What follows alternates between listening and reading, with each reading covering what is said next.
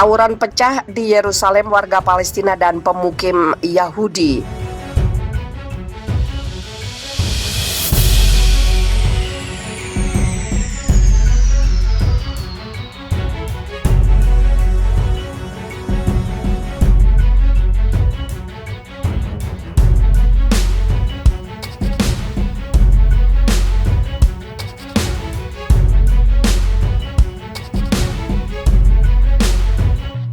Saling lempar batu.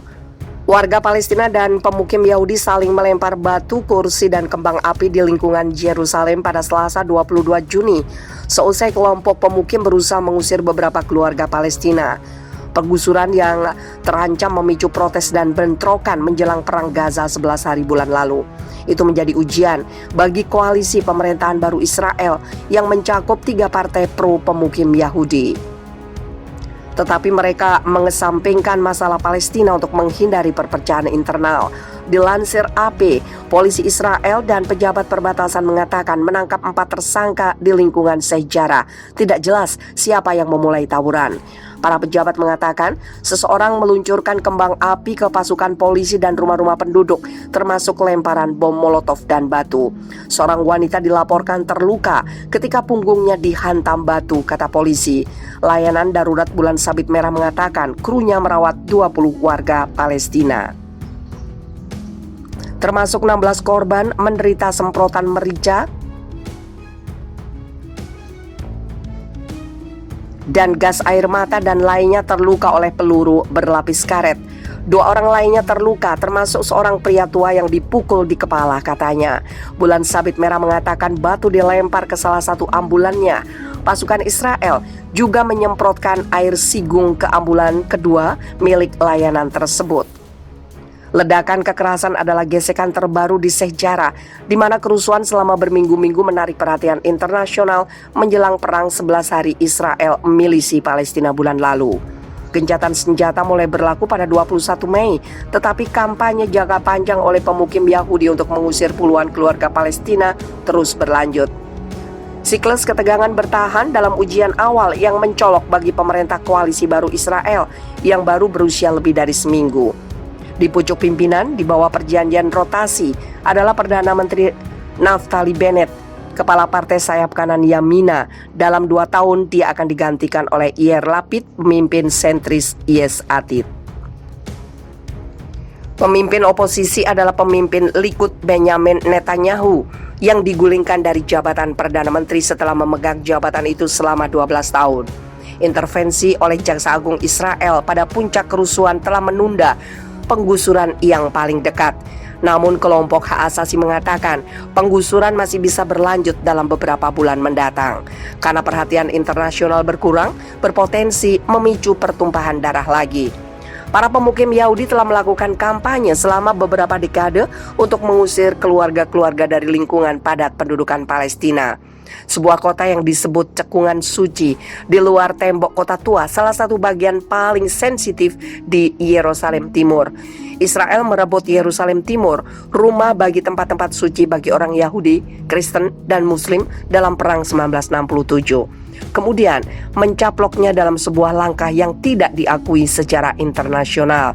Israel memandang seluruh kota sebagai ibu kotanya, sementara Palestina menginginkan Yerusalem Timur sebagai ibu kota negara masa depan mereka.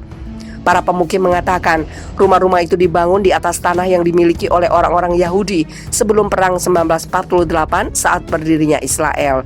Hukum Israel mengizinkan orang Yahudi untuk merebut kembali properti mereka. Hak yang ditolak bagi warga Palestina yang kehilangan tanah dan rumah dalam konflik yang sama.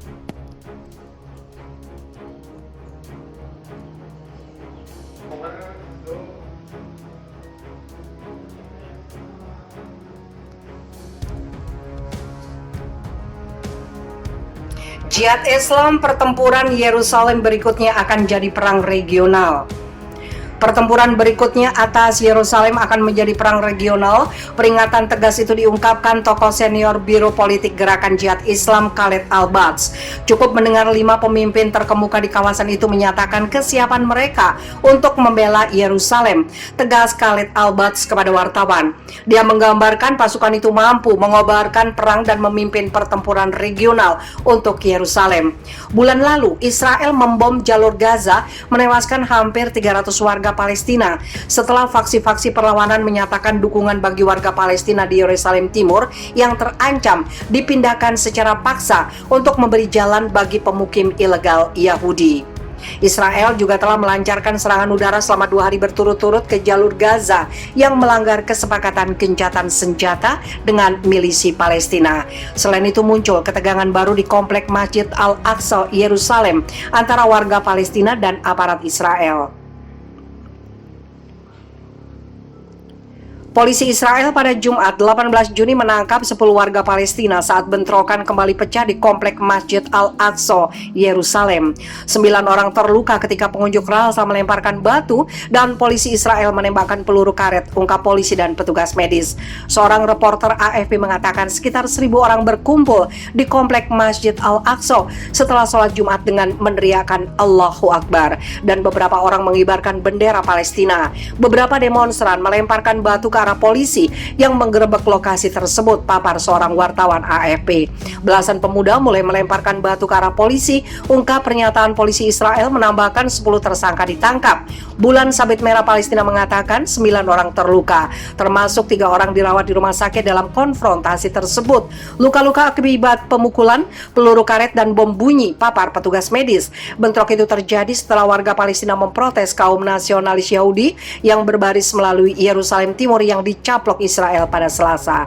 Kelompok Yahudi itu meneriakkan penghinaan terhadap Islam dan meneriakkan matilah orang Arab.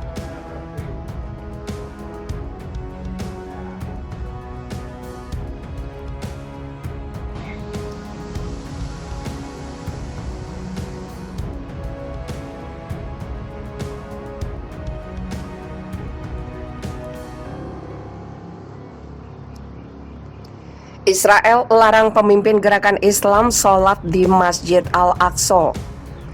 Polisi pendudukan Israel melarang salah satu pemimpin Islamic Movement atau gerakan Islam, Sheikh Osama Al-Uqbi, sholat di Masjid Al-Aqsa.